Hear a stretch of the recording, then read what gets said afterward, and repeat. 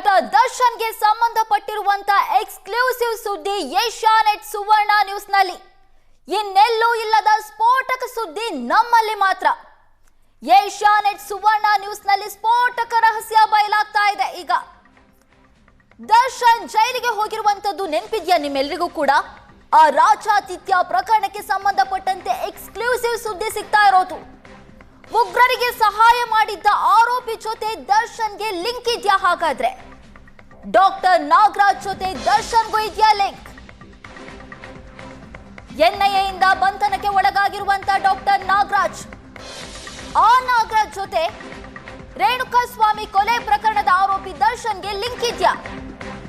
ಪರಪ್ಪನ ಅಗ್ರಹಾರ ಜೈಲಿನ ಮನೋವೈದ್ಯನಾಗಿದ್ದಂತ ಡಾಕ್ಟರ್ ನಾಗರಾಜ್, ಈ ನಾಗರಾಜ್ ಜೈಲಲ್ಲಿ ದರ್ಶನ್ಗೆ ಮೊಬೈಲ್ ಕೊಟ್ಟಿದ್ದ. ಎಕ್ಸ್ಕ್ಲೂಸಿವ್ ಸುದ್ದಿ ಏಷ್ಯಾನೆಟ್ ಸುವರ್ಣ ನ್ಯೂಸ್ನಲ್ಲಿ. ರೇಣುಕಾಸ್ವಾಮಿ ಕೊಲೆ ಪ್ರಕರಣದಲ್ಲಿ ನಟ ದರ್ಶನ್ ಜೈಲು ಪಾಲಾಗಿತ್ತು. ಪರಪ್ಪನ ಅಗ್ರಹಾರ ಜೈಲಿನಲ್ಲಿದ್ದು ಆ ಸಂದರ್ಭದಲ್ಲಿ ಉಗ್ರರ ಜೊತೆ ನಂಟಿದ್ದಂತಹ ಮನೋವೈದ್ಯ ನಾಗರಾಜ್ ಜೊತೆ ದರ್ಶನ್ಗೂ ಕೂಡ ನಂಟಿತ್ತು ಅನ್ನುವಂತ ಮಾಹಿತಿ ಸಿಗ್ತಾ ಇರೋದು. ಲಷ್ಕರ್ ಎ ತೊಯ್ಬಾದ ನಜೀರ್ಗೆ ಮೊಬೈಲ್ ಅನ್ನ ಪೂರೈಕೆ ಮಾಡ್ತಾ ಇದ್ದಂತ ಮನೋವೈದ್ಯ ನಾಗರಾಜ್, ಆ ಹಿನ್ನೆಲೆಯಲ್ಲಿ ಎನ್ಐಎ ಅಧಿಕಾರಿಗಳು ನಾಗರಾಜ್ನನ್ನ ಬಂಧಿಸಿದ್ರು. ಆ ನಾಗರಾಜ್ ಜೊತೆ ದರ್ಶನ್ಗೆ ಲಿಂಕ್ ಇದೆ ಅನ್ನುವಂತ ಮಾಹಿತಿ. ಮನೋವೈದ್ಯನಾಗಿದ್ದಂತಹ ನಾಗರಾಜ್ ಪರಪ್ಪನ ಅಗ್ರಹಾರದಲ್ಲಿದ್ದಂತಹ ಲಷ್ಕರ್ ಎ ತೊಯ್ಬಾದ ಉಗ್ರರಿಗೆ ಮೊಬೈಲ್ ಅನ್ನ ಪೂರೈಕೆ ಮಾಡ್ತಾ ಇದ್ದ. ಇದೀಗ ದರ್ಶನ್ಗೆ ಜೈಲಲ್ಲಿ ರಾಜಾತಿಥ್ಯ ಸಂಬಂಧ ಎಫ್ಐಆರ್ ದಾಖಲಾಗಿದೆ. ಮೊಬೈಲ್ ಸೇರಿ ಹಲವು ವಸ್ತುವನ್ನ ಪೂರೈಸಿರುವಂತ ಆರೋಪ ಕೇಳಿ ಬರ್ತಾ ಇರುವಂತದ್ದು. ಜೈಲಲ್ಲಿದ್ದ ವೇಳೆಯೇ ದರ್ಶನ್ಗೂ ಹಾಗೂ ಡಾಕ್ಟರ್ ದರ್ಶನ್ಗೂ ಕೂಡ ಈ ಡಾಕ್ಟರ್ ನಾಗರಾಜ್ ನೆರವನ್ನ ಕೊಟ್ಟಿದ್ದ. ಕಾನೂನು ಬಾಹಿರವಾಗಿ ಮೊಬೈಲ್ ಅನ್ನ ನೀಡಿದ್ದ. ತಾನು ಕೆಲಸ ಮಾಡ್ತಾ ಇದ್ದಂತ ಜೈಲಿನಲ್ಲೇ ಈಗ ಆತ ಆರೋಪಿಯಾಗಿದ್ದಾನೆ. ಪರಪ್ಪನ ಅಗ್ರಹಾರ ಜೈಲನ್ನ ಸೇರಿದ್ದಾನೆ ಡಾಕ್ಟರ್ ನಾಗರಾಜ್. ಪರಪ್ಪನ ಅಗ್ರಹಾರ ಜೈಲಿನಲ್ಲಿಯೇ ಮನೋವೈದ್ಯನಾಗಿ ಹಲವಾರು ವರ್ಷಗಳಿಂದ ನಾಗರಾಜ್ ಕೆಲಸ ಮಾಡ್ತಾ ಇದ್ದ. ಈ ಬಗ್ಗೆ ಹೆಚ್ಚಿನ ಡೀಟೇಲ್ಸ್ ಅನ್ನ ಕೊಡ್ತಾರೆ ನಮ್ಮ ಪ್ರತಿನಿಧಿ ಶರತ್. ನಮ್ಮ ಜೊತೆ ಸಂಪರ್ಕದಲ್ಲಿದ್ದಾರೆ. ಶರತ್, ಮನೋವೈದ್ಯನಾಗಿದ್ದಂತ ನಾಗರಾಜ್ ಆತ ಉಗ್ರರಿಗೆ ನಂಟನ್ನ ಹೊಂದಿದ್ದ, ಅವರಿಗೆ ಮೊಬೈಲ್ ಅನ್ನ ಪೂರೈಕೆ ಮಾಡ್ತಾ ಇದ್ದ. ಅದೇ ನಾಗರಾಜ್ ಜೊತೆ ರೇಣುಕಾಸ್ವಾಮಿ ಕೊಲೆ ಪ್ರಕರಣದ ಆರೋಪಿ ದರ್ಶನ್ಗೆ ನಂಟಿದನ್ನುವಂತ ಮಾಹಿತಿ ಸಿಗ್ತಾ ಇದೆ. ಏನಿದೆ ಡೀಟೇಲ್ಸ್?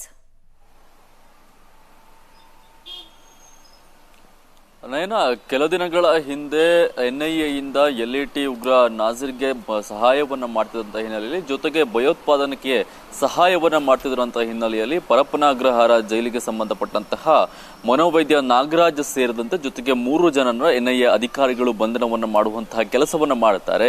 ಈ ವೇಳೆ ಕೆಲವೊಂದಿಷ್ಟು ವಿಚಾರಗಳು ಸದ್ಯಕ್ಕೆ ಬೆಳಕಿಗೆ ಬರ್ತಾ ಇರುವಂತದ್ದು. ಇದರ ಜೊತೆಗೆ ತಳುಕು ಹಾಕೊಳ್ತಾ ಇರುವಂತದ್ದು ಈ ಪರಪ್ಪನ ಅಗ್ರಹಾರದಲ್ಲಿ ಹಿಂದೆ ಕೇಳಿ ಬಂದಂತಹ ರಾಜಾತಿಥ್ಯ ಪ್ರಕರಣ.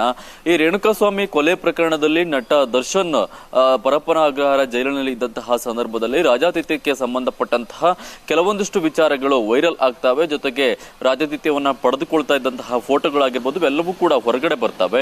ಆ ಸಂದರ್ಭದಲ್ಲಿ ಈ ನಾಗರಾಜ್ ಹೆಸರು ಕೂಡ ತಳುಕು ಹಾಕೊಳ್ತಾ ಇರುವಂತದ್ದು. ಯಾವ ರೀತಿಯಾಗಿ ಈ ಉಗ್ರ ಟಿ ನಾಜೀರ್ ಸಹಚರರಿಗಾಗಿರ್ಬೋದು ಅಥವಾ ಟಿ ನಾಜೀರ್ಗಾಗಿರ್ಬೋದು ಈ ಭಯೋತ್ಪಾದನೆಯಲ್ಲಿ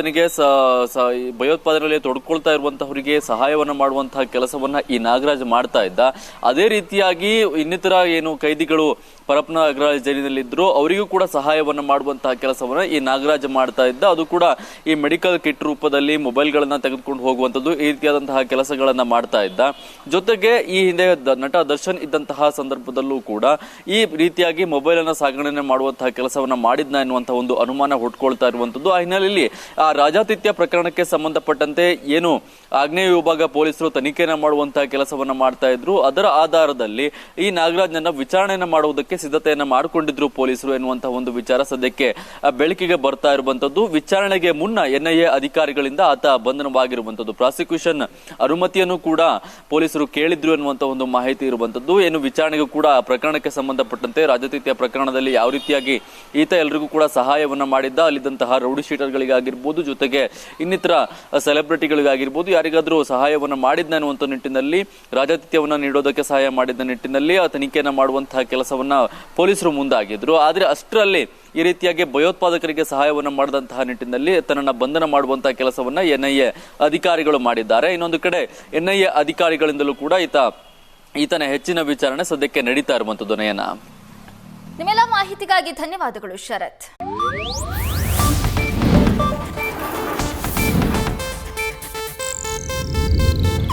ಇದು ಏಷ್ಯಾನೆಟ್ ನ್ಯೂಸ್ ನೆಟ್ವರ್ಕ್ ಪ್ರಸ್ತುತಿ.